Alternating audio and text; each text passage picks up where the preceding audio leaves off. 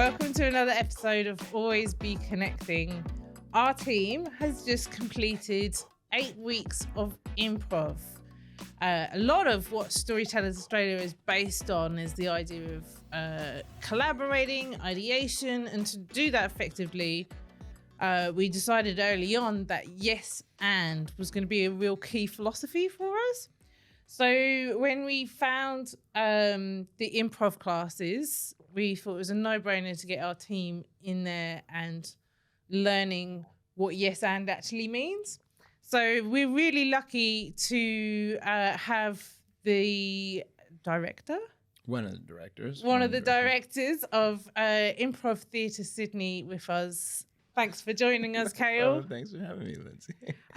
So how do you become a founder of an improv company? Because I cannot imagine it's an easy road. It is actually pretty easy. Oh yeah.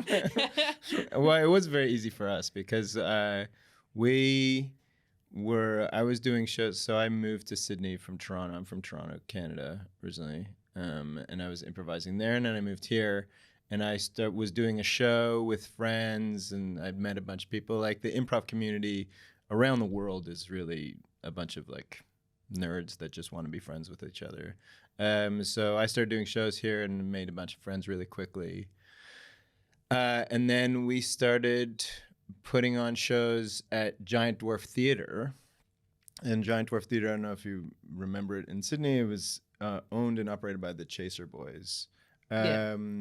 Because it was around a few years ago, is it? Since closed? Since Giant Dwarf closed. Giant Dwarf closed really pandemic times. Yeah, okay. Giant Dwarf closed. But we had been like banding. We all worked for a different company in Sydney called Improv Australia, which is a great company. They do theater sports stuff, but we did different stuff. And so we were banding around about the idea of starting our own company because we just had a different style of improv than what was existing already.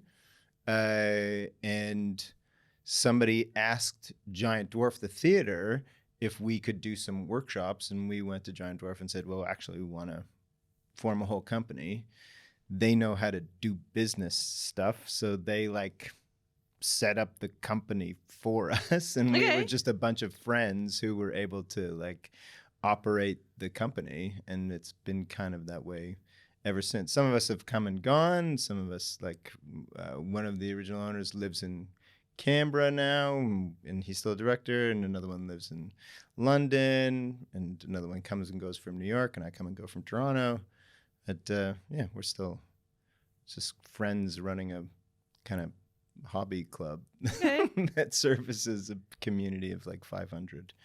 Sure. Yeah. And Toronto is pretty much the heart of improv theatre. Would you say? I think like most people would say it's Chicago. Okay, Chicago. Yeah, that's where Second City is. Hey? Yeah, but the Second City is in Toronto as well. I came out of Second City, Toronto. Yeah. Okay. But you got good people from Toronto. Like, yeah. Is that where Rick Moranis, John Candy, Mike Myers, Colin Muckery, Ryan Stiles. Ryan Stiles is from Vancouver, but he comes out of Second City, Toronto. There's heaps of excellent people. And what do you bring to the table? What do you reckon your superpower is? I don't know. To the company. Or to life in general? To civilization. How do you serve? How do I serve? I serve through play. I think like just playing in whatever, either playing in silliness or playing with seriousness, like just engaging and trying to get other people to engage. I work at a university in another part of my life, and that's all I do is try to get people to engage there, and getting people to engage with improv is just such a joyful, fun thing because you have all these different like types. Oh, sorry, Mike. You have all these different types of people. Yeah. Some people who are like, I wanna play. I wanna jump in and play, and I'm like, okay, great. You're easy. You're great. And other people who are like, what are the rules? What are the like guidelines, boundaries? And I'm like, okay, let's. Here, I'll introduce some rules, and then slowly, without them looking, I'll like take away the rules and take away the boundaries and take away the guidelines. And then there's other people, like we do lots of corporate training as well. Yeah. And so then sometimes we're corporate training with like, not to generalize, but like an accounting team who are just like, this does nothing for me. And I love those. Yeah. So those who are coming in who are like, no, this isn't going to do anything for me. And then I'm able to get them to just play and look at their, coworkers a little bit differently and have a bit of a human angle on the things that they're doing. So it's about engagement and play. That would be my superpower, I guess. Yeah, that's beautiful. And because like one of the main reasons we did the course is because we were having meetings and occasionally someone would block it, to use a improv term, shut it down, like, oh no, that's not great. And so it's like, no, let's dive into yes and. So what can we learn from playing? What can we learn about engagement and improv and the yes and sort of philosophy? So many things. I mean, from an individual perspective, yes and means hearing what you're saying yourself, right? So like I don't know if I like this. If you don't like something, then first of all, I should break down what yes and is. That's quite yes and is two different things. Right? It's not yes and. It's first there's the yes, which is acknowledging whatever the context is, whatever the scenario is, whatever the situation is, and saying, okay, I agree with this premise, right? I agree with this premise. I see what we're talking about. And so many times people will say no before even agreeing to what the terms that are being discussed are, right? And then the and is building on, if this is what the premise is, if this is what the world is, what else can we put in this world? How else can I be in this world? If I'm agreeing that, I don't know, I'm a grinchy, car salesman or a grinchy Uber driver, an and would be, what kind of decisions would I make, right? To talk about this in like a world context or a meeting context, the yes would be first like, okay, I hear this is what you're saying about this thing, and the and would be like understanding. You can still say no, but understanding that here's how it fits in. Here's how what you're saying fits into these things, right? It fits in over here, but we're looking over here, right? Does that make sense? Yeah. So you were saying, yes, I've heard you. Yes, I've heard your ideas. So even if you disagree with it, you can, because the point in a meeting is everyone's a shareholder. Everyone's got their own perspective, their own originality that they're bringing into the meeting. So if you're saying, yes, I heard you, and have we considered this part of what I know about this situation? Instead of, I know this about this situation and I know that's not going to work. Like, no. So you're just not taking on board that person's perspective. And a lot of times it is a bit of like, in scenes not so much, but in real life it takes a bit of a leap of faith, right? Like I'm not there yet, but I'm going to try to go on this ride with you. Yeah. It's not the whole like that, De Bono's kind of thinking hats kind of way of thinking, which you're familiar with. Like, no. So Edward De Bono has all these different thinking hats of thinking. And there's the white hat where you like try to agree and see the positive in everything, right? And then there's the black hat where you're like, okay, let's find all the problems with everything. Let's like go through the nitty gritty of things, and find where things aren't going to work. And there's a time for both. There's a time for like, if you're a heart surgeon, you're not going to be like, okay, let's try connecting a leg to the middle of the chest and see how that works. I just want to check it out. See, you know, you got to yes and me. That's not something you're going to yes and, obviously.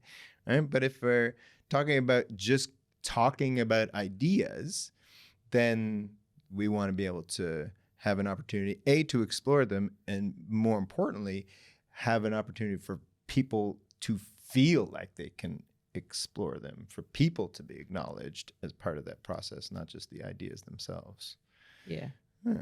Well, my partner always tells me a story about Walt Disney. He'd have a no jar on the table, and if anyone said no in the meeting, they'd have to put money in, and at the end they'd have to go and buy a pizza with all the money or something like that, which I thought was pretty cool. But another element of that is teamwork as well.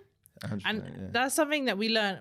We just did level 1. There's 7 or 8 levels. 6 levels, but then there's other things you could do. Oh, Yeah. There's lots of room in the cult. There's lots of space. But so the teamwork element is really important as well. It's seeing when someone's struggling, someone needs your backup. You know, like observing people and understanding what kind of lessons. So it's such a fun, I mean, in scenes,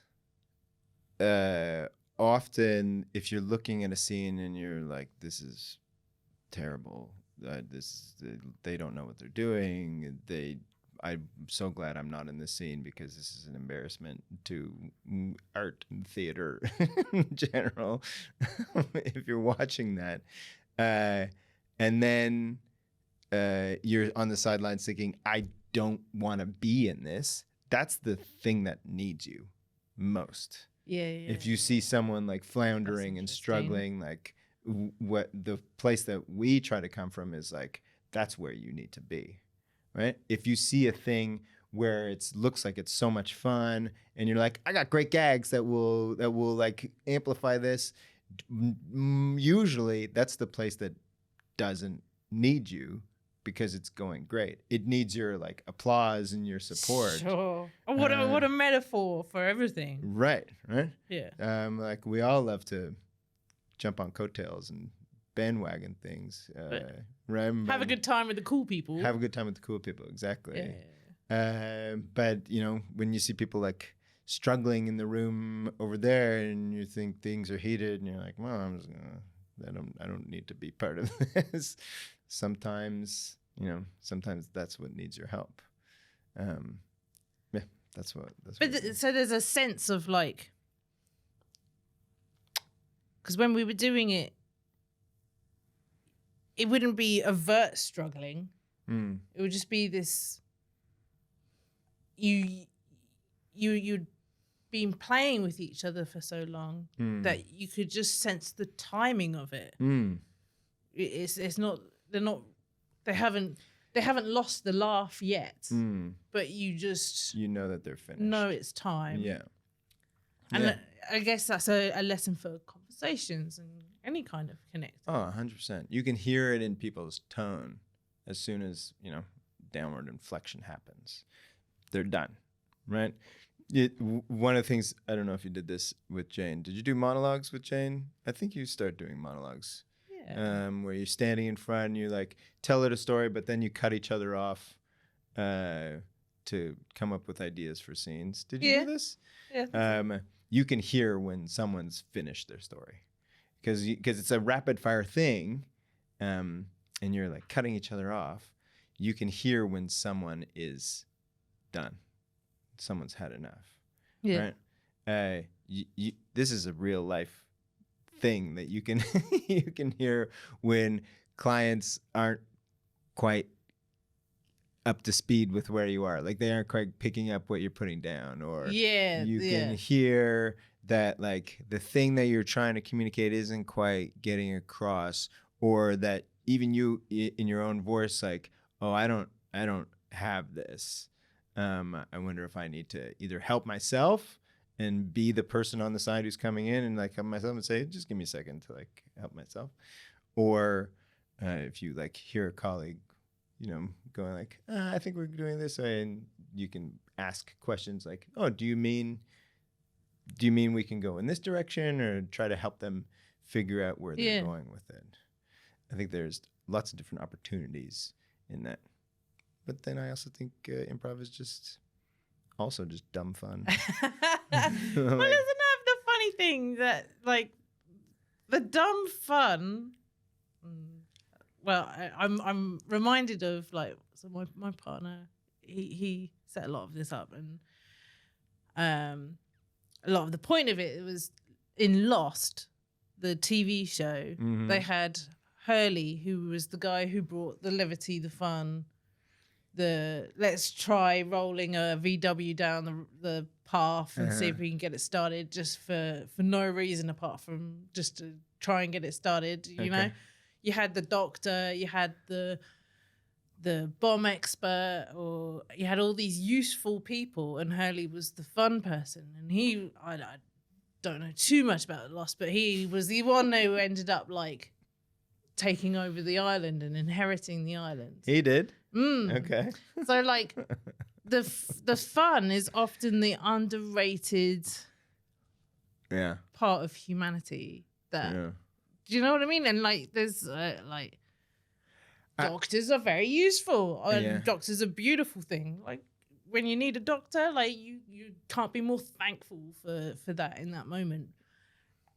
There's lots of beautiful people in the world doing beautiful things, but like the fun is often undervalued. And well, I think there's a couple of different ways to think of fun. There's a colleague of mine at UTS who thinks of fun and entertainment in a particular way, that fun doesn't always necessarily need to be like silly or jovial. Fun can be like, what is, you know, you can interpret it in so many different ways. What's engaging you, what's grabbing you, what's pulling you along, right? Engaging's a really strong word. Yeah, right? So like fun, if a doctor doesn't find medicine on some level fun, or like interacting with patients, or the idea of biology, or I don't know medical terms, but whatever, right? Like if they don't find that on some level of fun, a patient is going to know that. You're going to pick that up pretty quickly, and a patient is going to be like, I don't trust this doctor. I don't know if I want this doctor. Like, no passion. Yeah. And there's none of that. You see when people are having fun. You see when Uber drivers are having fun. Chatting. You see when like, and they're playing you some crazy tunes. Or just, you know, people who are storytellers, people who are journalists, who like go to very difficult, challenging places, and they're not joyful places, but they have an element of reward that they get out of doing it that's kind of fun, right? It's not a play in the sense of like silliness and goofiness, but they're able to do something that's got value and engagement and reward to them. That's more what I'm talking about when I'm talking about fun. And then the improv side of it, I think, brings in that teamwork element, because I can see how an 8-week improv program can really bring someone out who's closed themselves off, or, you know, has taken a step back, and things like that. You know, it allows them to be part of the group, where maybe they haven't been part of the group, or had that permission, or had that allowance. So like and you say that there's no rules of improv, but like there are. The rules of improv are the things that allow that to happen, allow that inclusion, Hmm. engagement? It's a couple of things happen. One, because I've seen this happen a couple of times. I think that's, first of all, so cool that your team went and did it. And thank you for coming to it. That's very cool. It was awesome. By the way, everyone should go. Take all your teams. It was very rewarding and very beneficial to everyone, because now we have a meeting, and if someone blocks someone else, we can say, excuse me, yes, and, you know, I mean, can you not? Oh, Sorry. don't be sorry. There's a couple of things. Often people are blocking primarily because they're not listening, right? That's the big thing. They're not, that yes part is acknowledging what the truth is, what the context is, what the situation is. And so first you have to, before you can just say no or block, if you're straight up blocking, you're denying what a reality of something is, right? Or if you're just straight up shutting something down without any opportunity for exploration, then you're doing that. No, this is what I want to talk about. Oh, when you were talking about what you see with teams. Yeah, and bringing people in, engagement, inclusion. So I see it all the time. I see, like, even when we do short corporate training stuff, I see teams seeing a teammate or coworker in a different light, because some of the stuff we do is about just honest truth telling, being able to tell your own story in a certain way. I'm sure similar to what you do here. And also being able to realize that you are creative. Everybody is creative. Everybody has their own version of creativity. Everybody has their own way of responding to things. Even if you think it's banal and boring, it's maybe not the same way that other people are doing it. So other people haven't seen people be able to express that. And so when people be able to see that and they go, oh, you play this way. I didn't realize that about you. And then we get to see kind of truths, like, you know, in some of the things we do, we'll like get people to express what they do outside of work. So then people will find out, oh, you're a Pokemon fan, or, oh, you like, you know, make your own kimchi. Let's talk about that. People will actually find out things about each other, as well as see each other in a new light. And that whole kind of idea of being able to see people as whole people, as like, not just you're the person who does this spreadsheet and does these things. You don't just fit into this role, but you're actually a person who, you know, lives outside of these walls. I think that that's a powerful thing that we don't often give enough attention to, because we have our own shit going on. We have, we were definitely better at it in our youth, hey? Yeah. Connecting through culture and... Yeah. But we're all, like, busy. We got stuff going on. So, like, it's not unreasonable that we would miss things like other people in our space. Yeah. And being able to take the time to play with someone, then you actually have to engage with them on a creative level. And so then you get to see them in a fun way, and in a different light. I think that's a really powerful thing. Yeah. What do you think is, it's a big question, but like big thing on your journey of improv, an epiphany or a moment of change? Yeah, there's a couple of them. I remember when I was first coming up, excuse me, pardon me.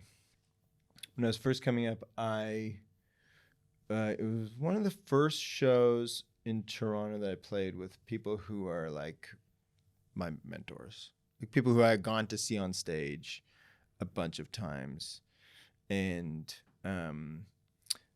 like they didn't really know me. I was given this opportunity to play with them, and I was like kind of nervous. And a friend of mine told me, you're with people who are willing to play, and you can literally do whatever the fuck you want, and they will take care of you.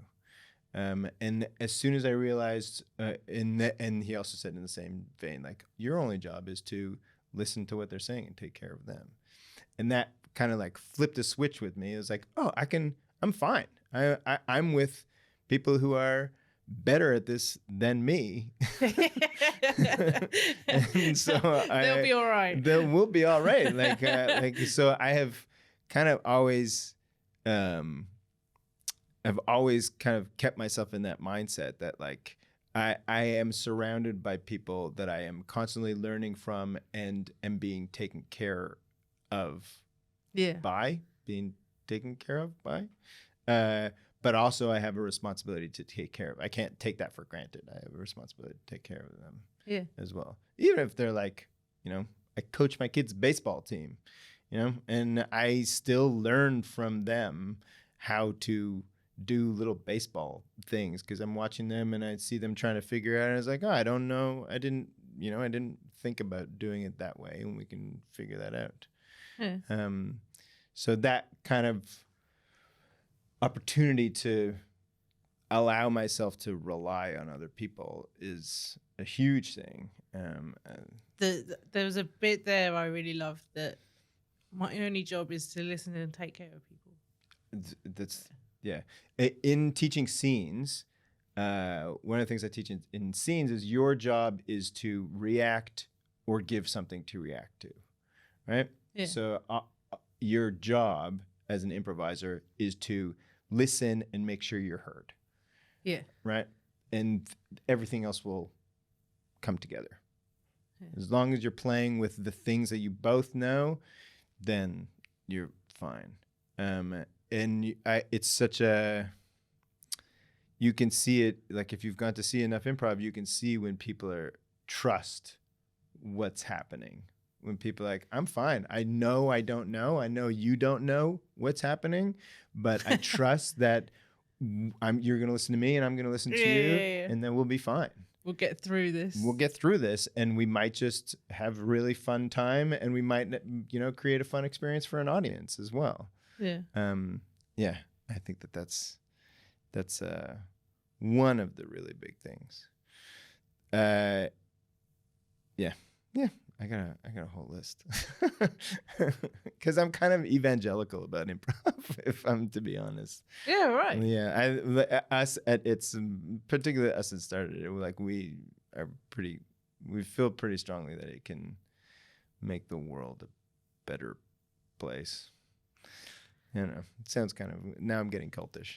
Well, there's plenty of philosophies in there, and there's like tons more. Like I'm thinking and forgetting things as I'm listening to you of where to go with this interview. But I think the listen and take care of people is strong in the context of connection with people.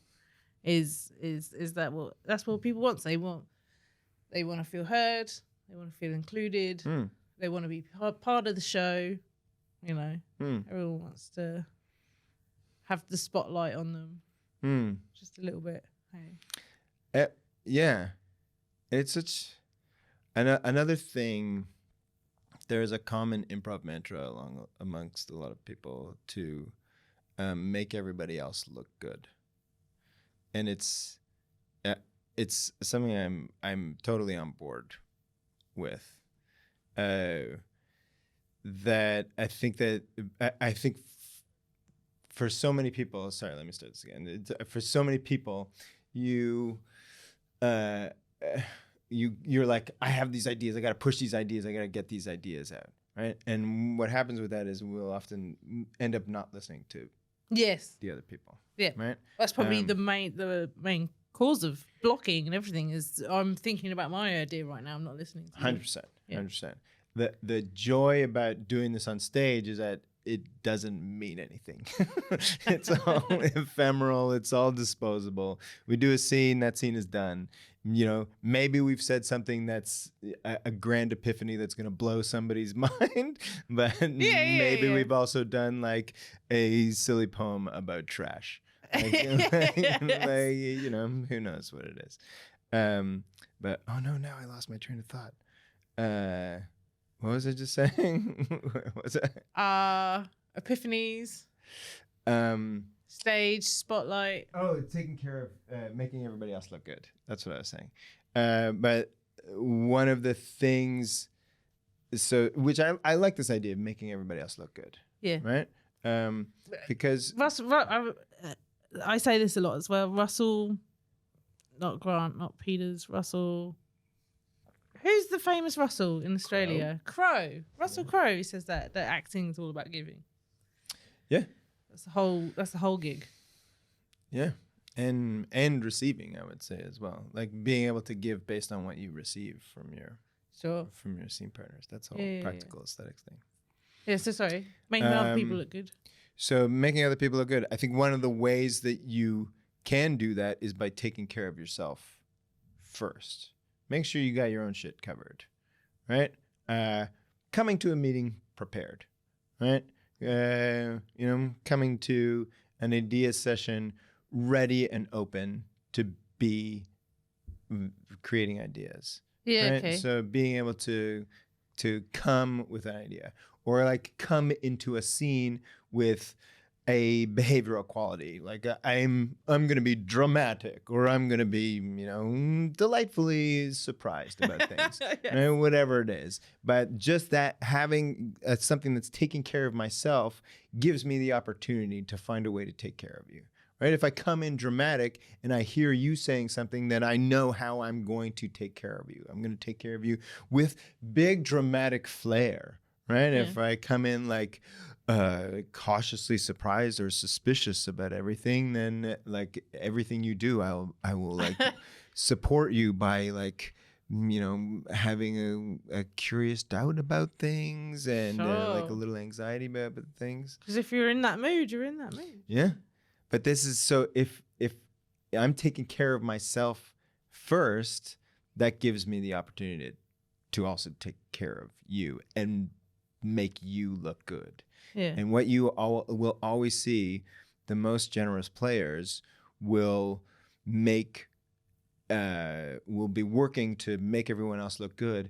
But what ends up happening is that they themselves will end up looking great as a byproduct of Giver's their gain. Generosity. Giver's gain. I love that. Yeah. That's great. Giver's gain. Yeah. I've not heard that before. So to wrap up. Yeah.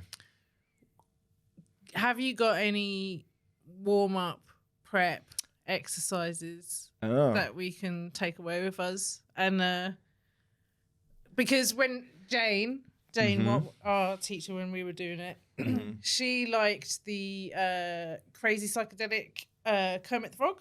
Yeah. A bit of that. Just to loosen your joints a little bit. A Jill Bernard exercise. Yeah. Oh, is it? Okay. Yeah, we stole it from somebody who's very good. They deserve their borrowed. Yeah. So do I have a thing? Yeah. What are your favorites? Honestly, my favorites are the most simple, just listening ones. Okay. You would have done just straight up like word association. Yeah. Would you not? I think that I could do word association for hours because it's the simplest building blocks of improv. Oh, you give me an idea. Here's the idea that I'm going to give you back based entirely on your idea. All right, let's do an exercise. Sure. What have you got? What can we do? We should have done this at the beginning, but never mind. But I think we go on loop. So the thing that builds up into is doing a word at a time story, where you have to like, it's not just I have an idea, you have an idea, I have an idea, you have an idea. It's I have an idea that adds on to that idea. Ooh, I have an idea that adds on to both of those ideas and makes like a cogent, continuous sentence that has grammar and structure. Yeah. So why don't we do that? Why don't we do a word at a time story? Yeah, okay. Okay. You might have to start though. Do we do the once upon a time? Whatever if you want to do once upon a time. Why don't we get do you guys want to give us what's someone's name? Bruno Someone we know. So no, Bruno. What's like a I don't know, a hobby. What's a hobby that someone might do? Gambling. This is gambling. All right, light and Bruno easy. the Gambler. This is the story of Bruno the Gambler. Okay. Okay. So I'll say one word. You say the next word. All right, we'll give it a go. Bruno Was gambling one day. when He decided might try something else. instead.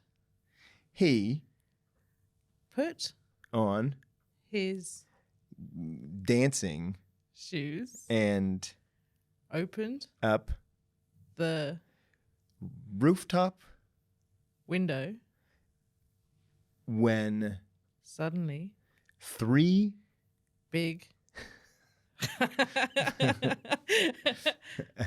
birds. appeared, Bruno, said, you are my favorites. grabbing Grabbing chips Bruno was suddenly teleported into a nest of birds. and They were dancing. so Bruno, decided this was my favorite. home. Aww. That's cute. Yeah. So that idea of just like, I'm just gonna listen. Well, the story of Bruno has encapsulated the improv theory of just he's gambling, he's not living his life. He just needs to put his dancing shoes on, be teleported to a nest of birds, Be open to birds. and find his home. Yeah. That's it. Awesome. We're all Bruno. We are. Or we're the birds. So I do encourage everyone to go to the ITS website, social pages. Where are you on social? Classics? We're on the Instagrams. I think we're also on I don't know. I'm in 94. We're definitely on Instagrams. We're at improvtheatersydney.com.au. They do really great 8-week courses. Mm-hmm. Great for teams, great for individuals, great if you want to come out of your shell, great if you want to promote teamwork. They're just great and a really good value, and you get to meet people and have a good time and have some fun. So I really recommend going to have a look at their website and signing up for level 1. Or just come see shows. Come true. See And when are they on? Sometimes they're after classes at 9 o'clock on weekdays, but on Friday and Saturday and Sunday nights we got shows at the theater. Yeah. It's a cool, fun place. Beautiful. Thank you. Thank you.